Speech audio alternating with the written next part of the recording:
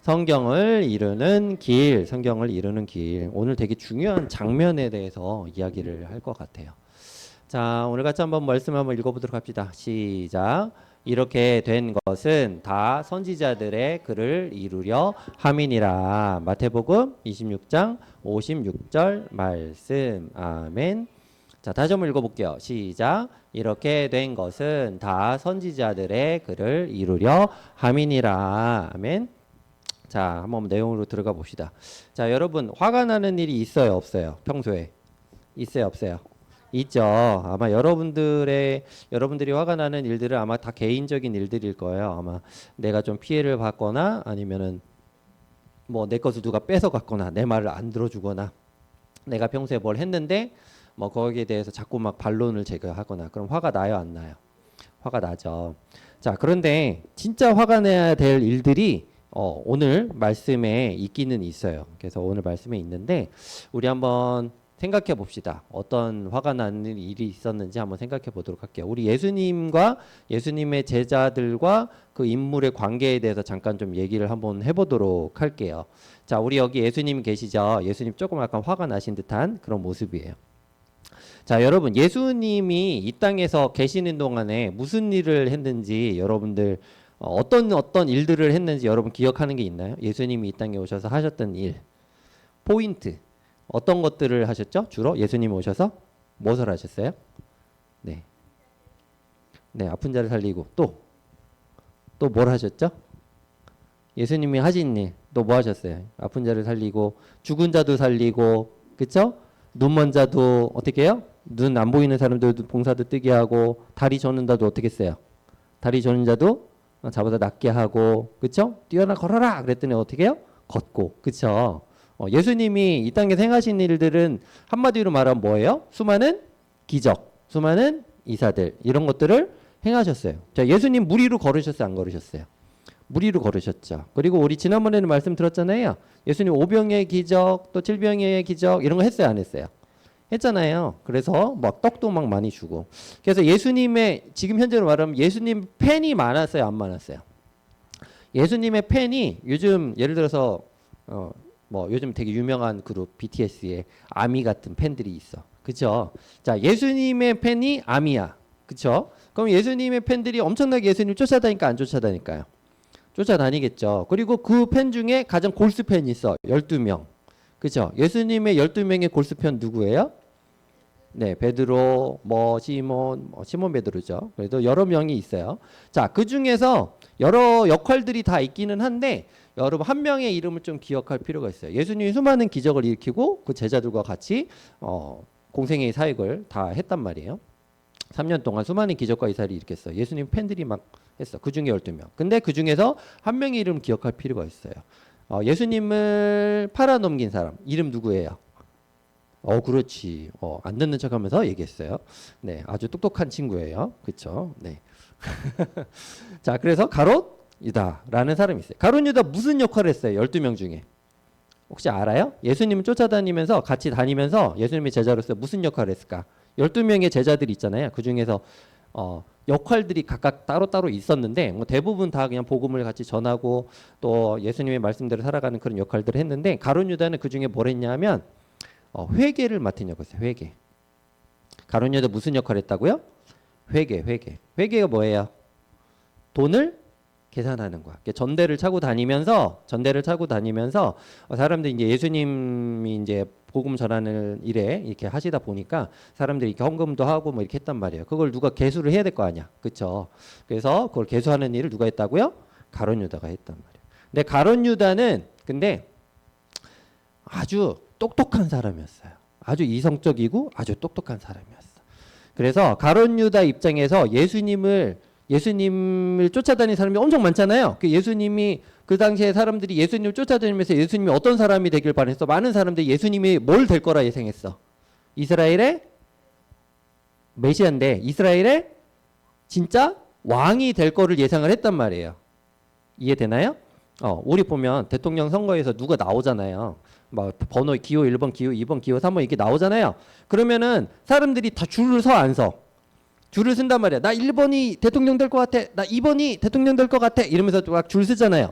그래서 진짜 자기가 줄 섰던 그 사람이 대통령이 되면 어떻게 돼요? 자기가 그 밑에서 어떻게 돼? 뭐 총리 자리를 얻기도 하고 장관 자리를 얻기도 하고 이러면서 쓰임을 받잖아요. 그쵸? 자, 그래서 이 12명의 제자들도 실제로는 예수님을 쫓아다닐 때 예수님의 수많은 골수 팬들이 아미들이 있었어. 예를 들어서. 그런데 그 중에서 아주 택함 받은 12명의 제자들이었단 말이야. 그리고 그 중에서도 가룟 유다는 뭐 했어요? 전대를 이렇게 다니고 다녔던. 근데 얘가 참 똑똑하면서도 악랄했던 약간 좀 악한 사람이지. 되게 현실적인 사람이었어요. 실제로는. 좀 좋은 쪽으로 표현하면 진짜 현실적이고 나쁜 쪽으로 표현하면 되게 기회주의자였던 거예요. 이 가룟 유다는. 예수님을 쫓아다닐 때는 너무 좋았어. 왜냐면 돈이 막 들어오니까 자기가 막 그걸 빼가지고서 막 썼거든요. 그래서 그 전대에서 빼가지고서 도둑질하였다 이렇게 얘기도 말씀을 하고 있어요. 그런 사람이 누구라고요? 가룟 유다. 그런데 예수님이 갈수록 위상이 높아지면 높아질수록 수많은 팬들이 더 넓어지면 넓어질수록 거기에 대해서 반론해서 예수님을 적대시하는 사람들이 있었어요. 누구예요? 예수님 적대시하는 사람들. 대제사장들, 바리새인들, 사두개인들 이런 기존의 유대교의 정점에 있던 유대교인들의 지도자층에 있던 사람들이 예수님을 좋아했을까 안 좋아했을까? 좋아하지 않아. 자꾸 율법에 대해서 자꾸 깨트리는 것 같고 또 팬이 늘어나다 보니까 자기들의 위상이 어떻게 깎여 안 깎여요? 깎이게 된단 말이야. 그러니까 예수님과 자꾸 척을 지는 거야. 그래서 예수님을 어떻게 해서든지 끌어내리고자 하는 그런 사람들이 바로 이 기존에 있던 종교 지도자들이었단 말이에요. 그런데 가룟 유다가 예수님을 쫓아다니다 보니까 예수님이 이제 공생의 맨 마지막 날이 이제 다가오고 있어. 우리 다음 주에 부활절이잖아요. 그렇죠? 이때 지금 종려주일이라고 해서 하는데 이 종려주일에 뭐래요? 예수님이 일주일 동안 예루살렘 성에 들어가 가지고서 복음을 전하고 또 상을 뒤에 업고 그러면서 막 예수님이 핍박받고 잡히고 막 이런 장면이거든요. 그게 지금 그 전이야. 지금 딱 그때야. 예수님이 잡히시는 밤에 일어난 일이 오늘 본문의 말씀이거든요. 그런데 가룟 유다는 딱 보니까 예수님이 갈수록 이 대척점에 올라가면서 정점에 올라가니까 선택을 해야 됐어. 가룟 유다 입장에서. 누구를 선택해야 되냐면 진짜 예수님을 계속 끝까지 따라갈 것이냐. 이성적으로 생각했을 때 그게 나한테 이득이 되냐 안 이득이 되냐.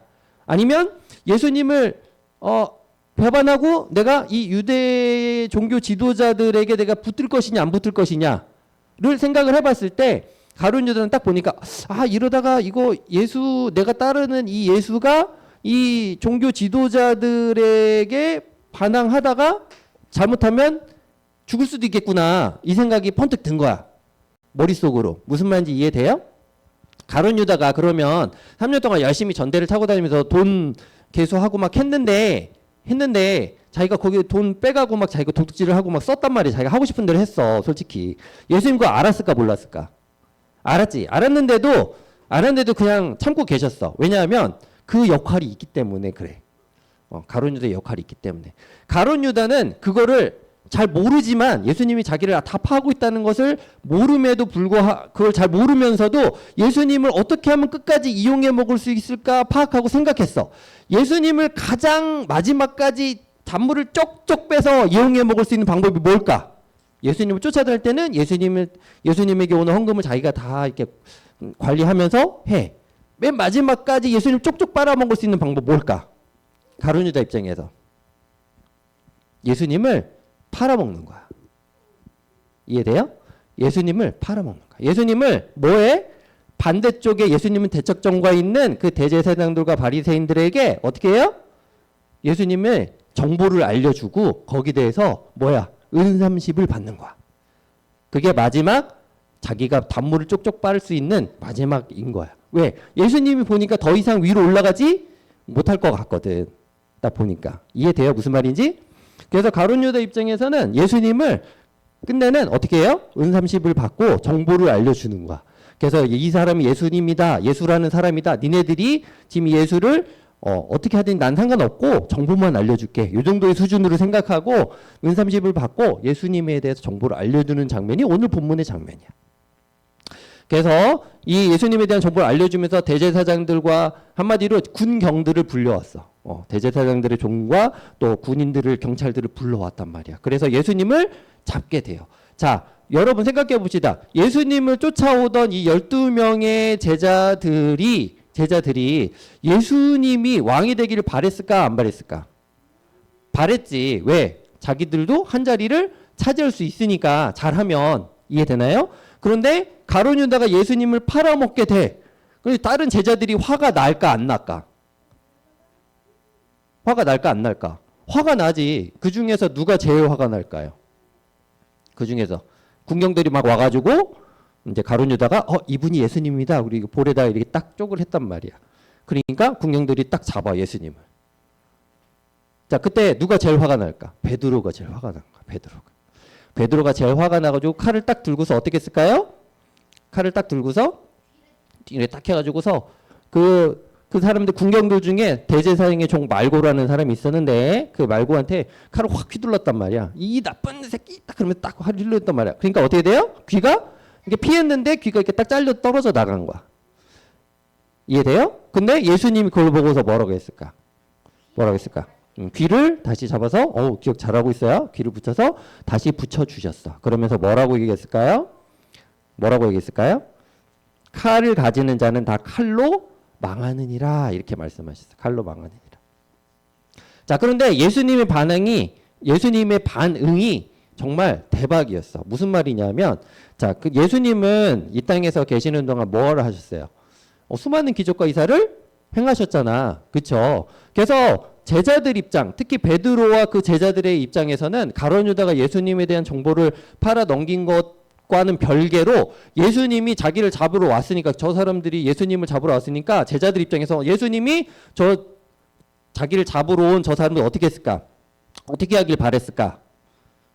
제자들을 그 군경들을 다 물리치기를 바라셨어. 왜? 귀신도 쫓으시고 죽은 사람도 살리시고 그렇잖아요? 병자들도 살리시고 했던 그 능력을 가지신 그 예수님이 제자들이 볼 때에는 예수님이 분명히 자기를 잡으러 왔으니까 저 사람들을 다 어떻게 해요? 싹 쓸어버릴 것이다 라고 예상을 했단 말이야.